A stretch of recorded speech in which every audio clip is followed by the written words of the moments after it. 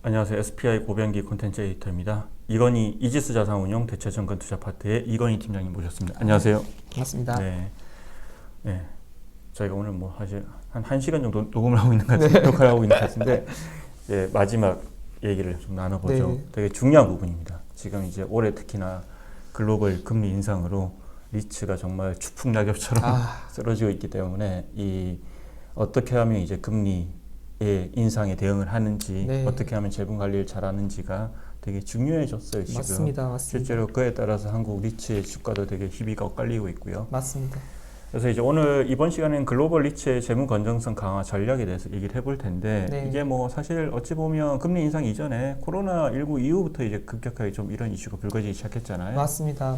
사실 최근에 이제 금리 인상이 본격적으로 이루어지면서 그리고 저는 금리 인상이 아닌 것 같아요. 과거와 다른 금리 급등기죠. 금리 급등기라는 전례 없는 이런 시기를 딱 맞이하다 보니 지금 리츠 주가가 굉장히 약세를 보이고 있는데 맞습니다. 사실 글로벌하게 모든 리츠들이 다 그런 모습을 보였어요. 근데 유독 최근에 한국 리츠가 더 약한 모습을 보여서 저는 조금 약간 안타까운 마음에 글로벌 리츠는 이렇게 그래도 하고 있고 한국 리츠도 이렇게 될 거다라는 바람으로 이렇게 좀 말씀드리려고 하고 있고요.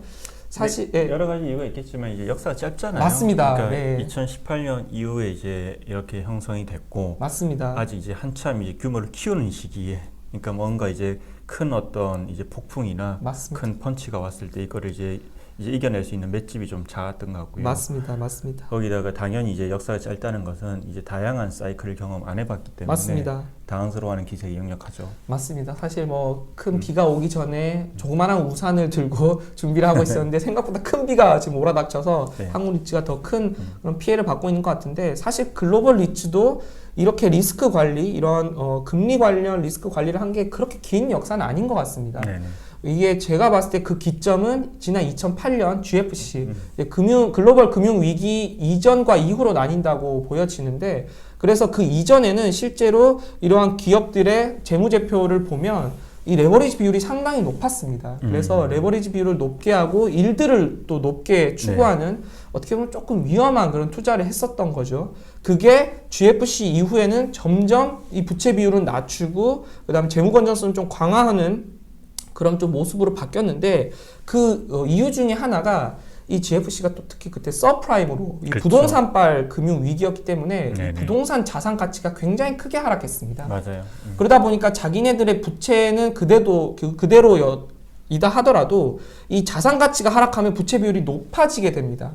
그리고 그때는 또 대부분이 담보대출 위주였다 보니까 이 대출 기관에서 이런 재현장을 하지 않고 오히려 빠른 상환을 하려고 했던 거죠. 네네. 그래서 부채 비율은 높아지고 이러한 상환에 대한 압박, 두려움은 더 커지고 이러한 재무 구조가 점점 악화되는 걸 경험하다 보니까 리츠들이 재무 건전성을 강화해야겠다. 네네. 이런 위기가 뭐 항상 오는 건 아니지만 이 위기가 올 때를 대비해서 강화해야겠다라는 게 어떻게 보면 모든 이 상장 리츠들의 좀 통념이 됐고요. 이게 매니지먼트의 능력을 좀 시험하는, 평가하는 하나의 주축이 됐습니다. 저희가 이제 차트 두 개를 띄워드릴 텐데, 네. 뭐 미국 리츠의 총자산 대비 부채 비율이라든지, 네네네. 미국 리츠의 순영업이익 대비 이자 비용 비율, 이 두 맞습니다. 개를 보여드릴 텐데, 이 추세적으로 보면 이제 말씀하신 글로벌 금융위기 이후 2008년, 10년 이후로 이게 계속 하향하는 추세를 볼 수가 있어요. 맞습니다. 그리고 사실 이제 주요 IR 자료 이런 것도 아니면은 미팅을 해봐도 항상 이 재무 건전성에 대해서 큰 이제 주요 이제 포션으로 얘기를 해줍니다. 그만큼 이게 좀 중요한 부분이다라는 걸 나타내는 것 같고요. 그래서 그러한 흐름에 맞춰서 이렇게 시장 전체적으로 부채 비율도 낮아지고 또한 이자 비용도 전체 이익 대비 계속 낮아지는 게 아닌가 싶습니다. 네. 그리고 지금 시점에서 그럼 그 어떻게 얼마나 중요한가? 이건 네네네. 저희도 이제 일주일 단위로 이제 싱가포르 리츠 이제 소식을 전해드리고 있는데, 네네네. 요즘에 꼭 들어가는 게 있습니다. 네. 이제 레버리지 비율. 네, 우리 이만큼 낮다. 네네네. 싱가포르 같은 경우에 지금 45%인가요? 40%인가요? 네, 지난 팬데믹 때 네. 이제 원래 45에서 50%까지 50%. 예, 높였습니다. 네. 그래 이제 50%인데 이제 거기에 비해서 우리는 그 뭐 금융당국에 권고하는 수준보다 낮은 한 20-30% 정도밖에 안 된다. 맞습니다. 이 얘기를 되게 강조를 하거든요. 맞습니다. 사실 이 미국 같은 경우는 이렇게 시장에서의 경험을 토대로 자체적으로 레버리지 비율을 관리하면서 평균적으로 지금 이제 시가 부동산 가치 대비해서 LTV 이 기어링 레이시오가 한 30% 내외다라고 보시면 될 것 같습니다. 그 정도로 낮은데 이게 싱가포르 같은 경우에는 이렇게 국가에서 규제로 이렇게 좀 그렇죠. 관리를 하고 있습니다. 그래서 원래는 2014년까지는 45% 2014년부터 45%로 관리하다가 이제 이번 팬데믹 때는 너무 업계에 이런 좀 현금 흐름 관련 우려가 심해지다 보니까 50%로 늘려주는, 그래서 국가적으로 좀 관리하는 그런 지역 중에 하나다라고 이해하시면 될 것 같고요. 그리고 이제 미국 리츠들도 사실은 이게 자산 가치 떨어지면 네. 당연히 부채 비율 높아지잖아요. 맞습니다. 그래서 네. 그걸 조정하기 위해서 자산을 많이 매각을 해요. 맞습니다. 그게 네. 이제 코로나19 이후에 되게 많았던 현상들인 거고. 맞습니다. SL 그린 리츠 같은 회사들이 이제 보면 자산을 대거 매각을 했는데 그 이유 중 하나가 코로나로 이제 주가가 급락하니까 맞습니다. 이제 LTV 좀 높아지고 맞습니다. 그거를 이제 조정하기 위해서 매각을 했던 거거든요. 맞습니다. 네, 맞습니다. 사실 그런 식으로 굉장히 좀 액티브하게 관리를 하고 있고요. 뭐 예를 들어서 좀 주가가 좀 안 좋고 특히 금리가 이렇게 높을 때는 신규 자산 매입 확장에 대해서 오히려 좀 안 좋은 그런 영역입니다. 맞아요. 왜냐하면 네. 주가가 안 좋을 때 유상증자를 하게 되면 발행해야 되는 주식수가 많아지니까 희석되는 경우가 많고요. 그러면 절대 이 조달하는 자금이 이 인수하려는 부동산 대비해서 매력적이지 않기 때문에 이럴 때는 오히려 인수하는 게 좀 마이너스입니다. 그래서 이럴 때는 오히려 가지고 있는 자산을 팔면 그때는 주가 대비에 더 높게 파는 개념이 되기 때문에 그 돈을 부채 상환에 쓰면 오히려 더 재무 건전성도 좋게 할 수 있고 주가 부양도 할 수 있는 그런 전략적 선택이 될 수 있습니다. 그래서 리츠드는 이렇게 흐름에 맞게 자산을 매각하거나 매입하면서 부채 관리를 하고 있고요. 근데 사실 이거는 어디까지나 전제가 충분한 포트폴리오와 재무 건전성을 갖추고 있을 때 할 수 있는 전략이다라는 걸 일단은 뭐 먼저 나중에 또 말씀드리겠지만 먼저 말씀드리고 네. 싶습니다.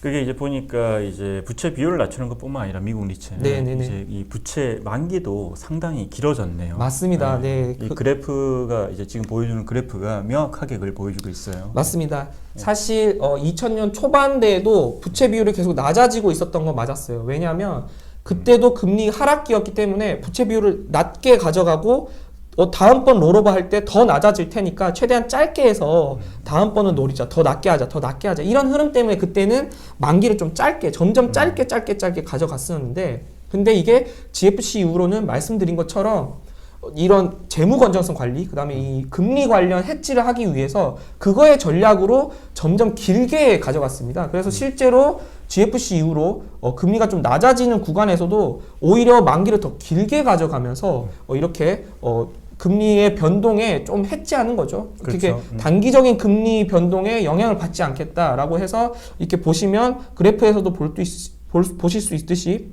평균 부채 만기가 점점 늘어나는, 지금은 뭐 80개월, 90개월까지 높아진 그런 모습을 볼 수 있습니다. 이게 뭐 어떤 효과를 가져오는지는 지금 한국 리츠 시장에서 명확하게 보고 있는 것 같아요. 맞습니다. 지금 이제 네. 가장 크게 이제 리츠 주가 타격을 받고 있는 뭐 일부 리츠들을 보면 이제 단기간에 어떤 이제 만기가 맞습니다. 많이 몰려 있는 그런 리츠들이 많잖아요. 맞습니다. 또 상대적으로 이제 그렇지 않은 리츠들은 우리는 아직 여유가 있다고 강조를 많이 하고요. 맞습니다. 실제로 가장 큰 타격을 받는 리츠는 이렇게 어떻게 보면 또 운이 안 좋았을 수도 있고 사실 그건 예측의 영역도 아닐 수 있으니까 리파이낸싱 해야 되는 시기에 이렇게 금리가 급등해 버리면 이 타격이 크게 오는 거죠. 그래서 글로벌 리츠는 이제 이거를 완화시키고자 최대한 만기를 분산시키고 길게 해 놓기 때문에 어떻게 보면 금리 상승기에 서서히 조달 금리가 높아지는 그런 효과가 있습니다. 근데 반대로 얘기하면 금리 하락기에도 서서히 낮아지기 때문에 그 금리 하락을 온전히 다 또 하지 못하는 그런 측면도 있습니다. 하지만 얘네들은 이렇게 리스크 관리라는 측면에서 점점 만기를 늘려가고 있다라고 보시면 될 것 같습니다. 저희가 이제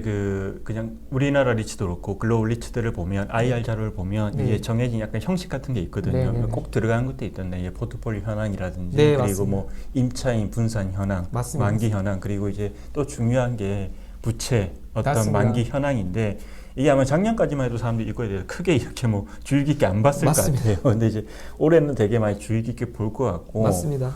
그리고 이게 뭐 그 다음에 이제 얘기해 주신 부분 대출 부분도 사실은 한국에서도 나타나고 있는 특징인데 네. 이 보면 미국도 보면 2010년 이후로 네. 뭐 자산을 담보로 한 어떤 그런 이제 부채 조달이 아니라 무담보 대출, 뭐 기업 자체 신용을 활용한 이제 그런 대출이 많잖아요. 맞습니다. 한국에 보면 어떤 대기업 계열의 리츠라는 이런 데서들이 사실은 상대적으로 네. 자본 조달의 유연성이나 유리하다 보는 부분도 이런 부분이잖아요. 사실은. 맞습니다. 맞습니다. 그래서 또 하나 말씀해 주신 것처럼 또 하나 달라진 게 이러한 자본 조달, 이 부채 조달 방법이 좀 달라졌는데 기존에는 리츠들 역시 그냥 가지고 있는 부동산을 담보로 해서 대출을 받는 식으로 많은 부채를 조달했었습니다. 하지만 이게 GFC 이후로 좀 달라진 측면 중에 하나가 이렇게 자기네들의 신용, 자체 신용을 가지고 그것을 활용해서 이제 부채를 조달하는 방법으로 많이 바뀌고 있습니다. 네네.